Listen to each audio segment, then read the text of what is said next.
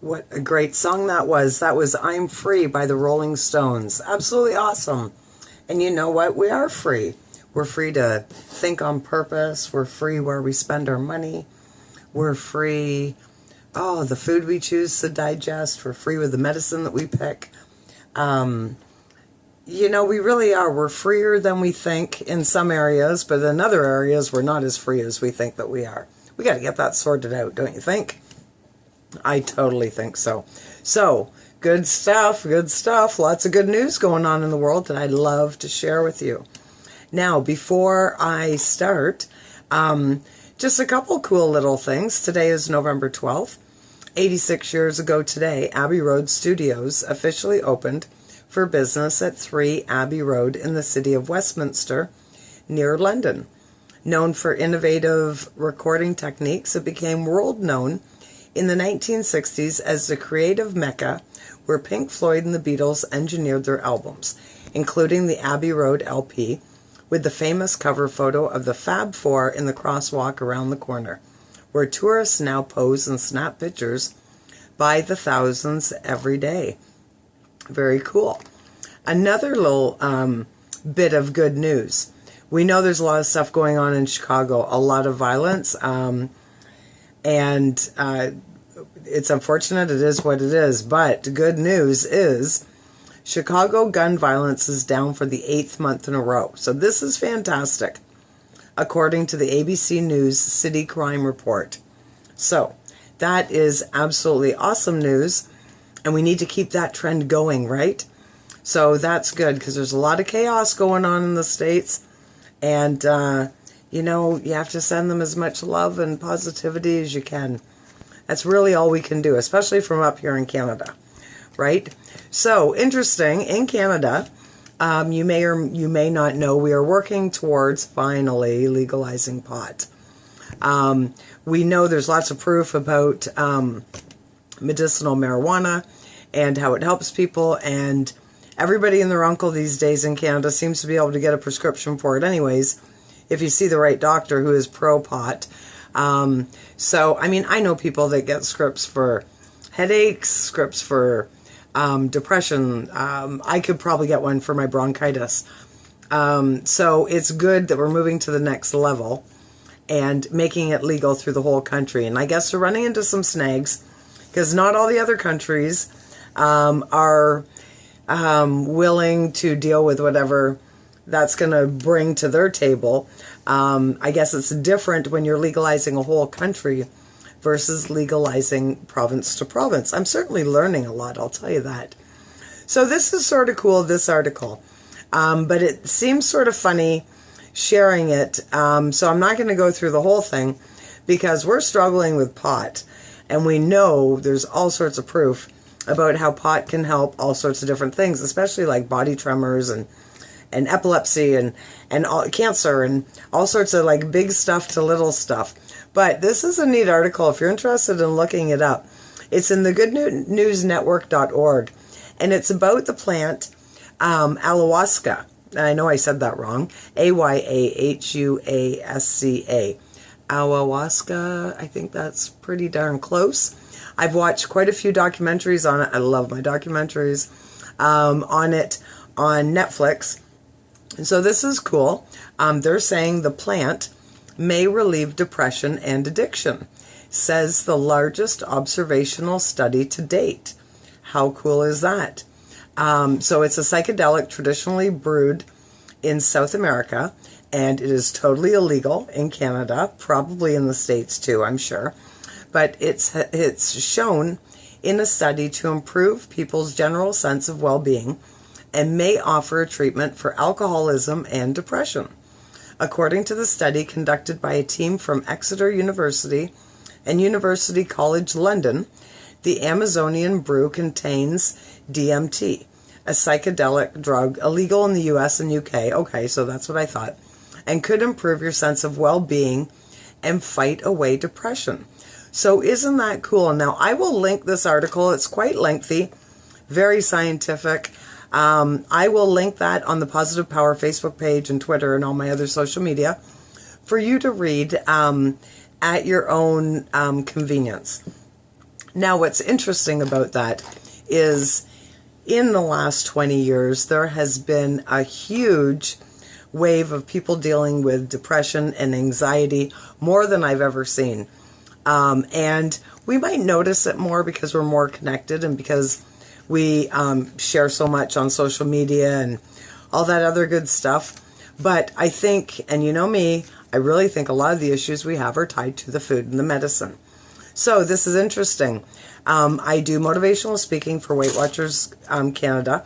That is my job. That's what I do besides like the radio show and everything, is I work for Weight Watchers, and I go and I motivate and I inspire and everything. And I went to a really cool training session this morning in London, Ontario here. And it was really awesome because you learn so much. And so we had real life members there. And I found it very interesting because, you know, we're learning so much about sugar now, right? And sugar in the food. It's the added sugar. It's not the natural sugar that's in, like, such as fruit. It's the sugar that we add to everything. And I'm using the term we very generally because it's not me. So this was interesting. So there was a girl that was talking about her experience. And she wasn't an employee or anything. She was strictly a member. And she was saying that she was dealing with severe anxiety and depression, and she joined Weight Watchers and got on the program regardless of how you change your life. You know, I'm not saying this to push Weight Watchers on anybody, right? Like, however you get healthy, just get healthy. But she was saying as soon as she started controlling her processed sugar intake, her anxiety and her depression just dropped to the point where the girl sat there in front of, there must have been 30 people. Probably 30 people were in this room, and she sat and she told her story. She cried a little bit, but that takes a lot of jam to sit and to talk in public to begin with. I don't know if you know what I mean, but you know what I mean. It takes a lot of courage to go into to talk in front of people, especially people you don't know. And for her to do that is like validation right there of what she's saying, that she's got it under control, and it was the sugar. And I thought, isn't that interesting? Because I know so many people. I know people I've worked with.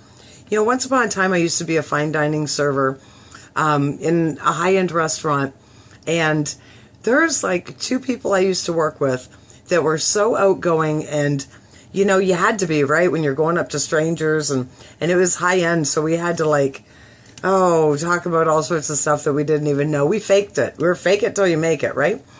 And so we did all this stuff, and now they're suffering from anxiety.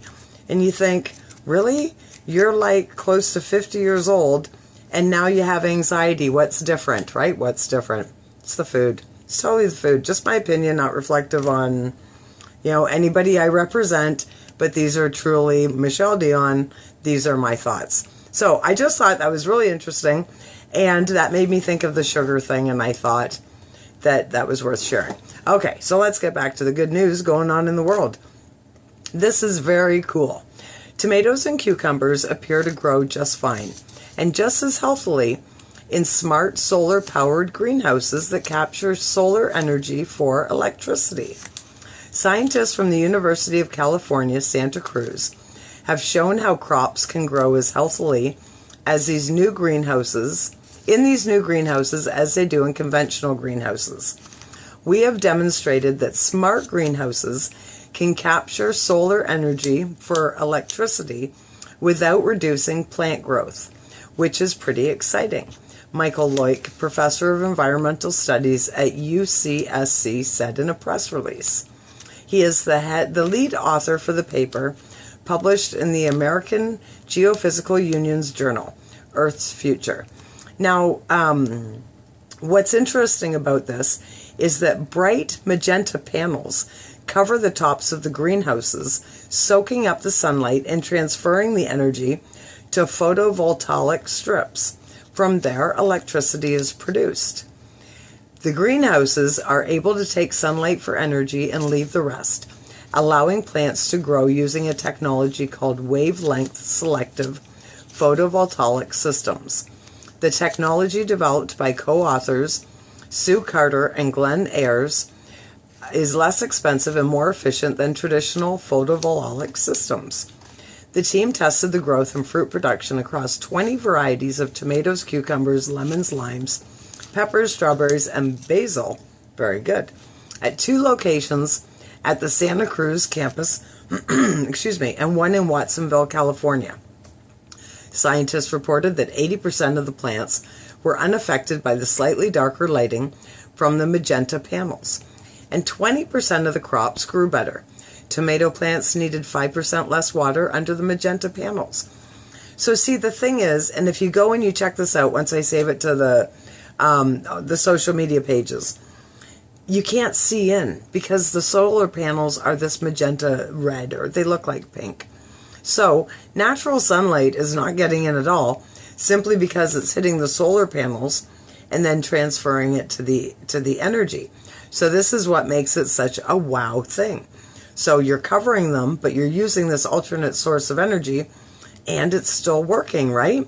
Reducing the energy used in greenhouses is crucial, since the use of greenhouses to grow food has increased by 6-fold in the past 20 years. Isn't that something? Solar-powered greenhouses are one of several developments for new ways of farming in recent years. Another company, NatureSweet, has outfitted its greenhouses in Arizona with artificial intelligence, reported CNN. The plants are monitored with 10 cameras installed in the greenhouse ceilings, which continuously take photographs to detect insect infestations or dying plants. The software, developed by a company called Prospera, recognizes those problem spots and sends feedback 24/7. Previously reported CNN, NatureSweet's employees walked through the greenhouse in order to spot issues with the plants. Green roofs are another method of growing food in an attempt to utilize space and close gaps in access to food in urban areas. Isn't that absolutely awesome? There is no reason why anybody on this planet is hungry. Absolutely so cool. In Washington, D.C., Uptop Acres has opened 5 urban farms on the rooftops of buildings since 2015, reported Washington City Paper. Green roofs improve stormwater collection, habitat protection, and energy preservation, in addition to providing food. The company's co-founder, Kathleen O'Keefe, told the paper that the company may not produce enough food for the city, but green roofs can change the way people think about food, in addition to utilizing unused space. Oh my gosh, absolutely love it. There are so many positive things going on in the world. There really are. People are making big changes, and we need to be excited about that. Don't get caught up in the drama. Don't get caught up in the stuff you can't control. Let's celebrate these good things. That is so awesome. There is light at the end of the tunnel, my friends. It is there. And then the next thing I want to share with you here is about Sri Lanka. They announced Thursday that they have plans to replace all state-owned vehicles with, we've been talking about this, it's going on all over the world, with electric or hybrid models by 2025. A move that will be extended to private vehicles by 2040. That's sure going to be interesting to see how that falls out. Finance Minister Mangala Samarawina, okay, give me a second here. Finance Minister Mangala Samarawira said the government, if I said it wrong, I apologize, said the government will phase out its fleet of diesel and petrol vehicles, including buses, over the next 8 years, switching to electric or hybrid models. Private owners have until 2040 to replace their cars, tuk-tuks, and motorcycles when the country plans to no longer allow any fossil fuel burning vehicles on its roads, he said. Sri Lanka is the latest country to announce plans to phase out fossil fuel vehicles. Britain and France have said they want to end the sale of diesel and petrol cars by 2040. India wants to make new vehicle sales all electric by 2030. Sri Lanka had around 6.8 million vehicles, mostly imported from Japan and India, on its roads at the end of 2016, including nearly 720,000 cars. To encourage citizens to replace their cars, the government announced a slew of measures including slashing taxes, on electric cars and hiking them on large fuel guzzlers, as well as introducing a new carbon tax on fossil fuel burning vehicles. The tax on electric cars will be reduced by over $1 million rupees, which is equivalent to $6,600, to encourage motorists to switch to clean energy. They told Parliament while unveiling the government's annual budget for 2018. Import tax on large cars will be hiked by nearly $17,000, he said. The government also offered cheap credit to the owners of buses and the country's 1.3 million tuk-tuk taxis to help them make the switch. He presented the country's revenue and expenditure proposals for 2018 a day after slashing taxes on 6 commonly consumed commodities to curb high living costs as inflation hit 7.8%. The government has blamed the record inflation on a sharp increase in food prices. Tens of thousands of rice and vegetable farms were hit by the severe floods earlier this year that killed hundreds in the island nation. The finance minister also revised up the country's budget deficit for 2017 to 5.2% of GDP from an earlier projection of 4.6%. This is so exciting that we're moving in the right direction. And like I say, it's just going to be really interesting to see how it all falls out. And let's be brutally honest, see what kind of resistance they get. Because there is so much money. There's so much money. Greed is a terrible thing. So there's so much money wrapped up in the way we're getting our energy right now that it's going to be interesting watching this transition, but it has to happen. You know, sometimes we have to look at the greater good, not focus at one person's pocket, right? So my last story is more of a little feel-good story, and we like our feel-good stories.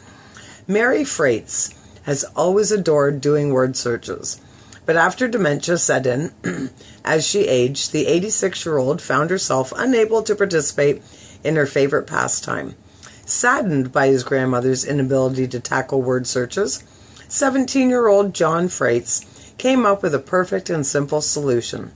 The teen from Needham, Massachusetts, created a custom set of word puzzles with 3 key differences from normal puzzles: a bigger font, simplified words, and no more backward or diagonal answers. Haha. While there are already word puzzle collections with larger letters for readers with poor eyesight, no one has ever modified the words to include seniors with Alzheimer's or dementia. Every time I showed her a new word search, her eyes lit up, John told Good News Network. I think she likes the puzzle titled Vacation the most, since it brings back lots of fun memories. Mary's reaction to the puzzles was so positive, John presented the word searches to other seniors residing at the Falls at Cordingley Dam Nursing Home where his grandma lives. He then conducted a scientific study on how the word searches could benefit elderly patients with dementia and presented his findings at the American College of Lifestyle Medicine 2017 conference in October. The amount of interest from from health and wellness professionals was surprising, says John. Everyone was shocked by the complexity of word search books currently marketed with larger fonts against the simplistic approach I took to making the game more enjoyable. With the help of Mary's senior living community, John published the puzzles into a book called Grandma and Grandpa's Word Searches. What's even better is that all of the proceeds from the book will be donated to Alzheimer's research. That is so absolutely cool, isn't it? And you know, it is so symbolic because problems come up. There's always going to be problems. There's going to be things that come up every day, day after day. But so often we overanalyze the solution. We assume, we overthink, we overanalyze, and we make it a lot harder than it needs to be. Where quite often, if we would just keep it simple, right? The solution is right there. So that's what he did. He just simplified it. And now he started this great thing that is going to help so many people because he's going to spread them around and show them around. Or, I mean, I used to do word searches for the kids all the time. I would do them by hand and I would put like all our names in them, that sort of thing. So like what a great concept this is. It's simple yet powerful. So there you go, friends. That's the good news for today. I hope you enjoyed it.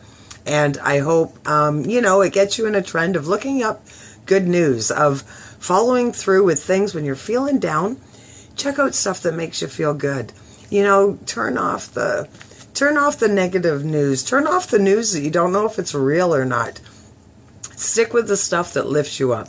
I want you in an atmosphere of success. I want you to feel good. I want you to go to sleep with a smile on your face and open your eyes with inspiration and hope and all those other good things that help us get motivated and help us smile, right? A little smile goes a long way. So there you go. That's your good news for today. Thank you for tuning in. Thank you for listening. And thank you for joining me.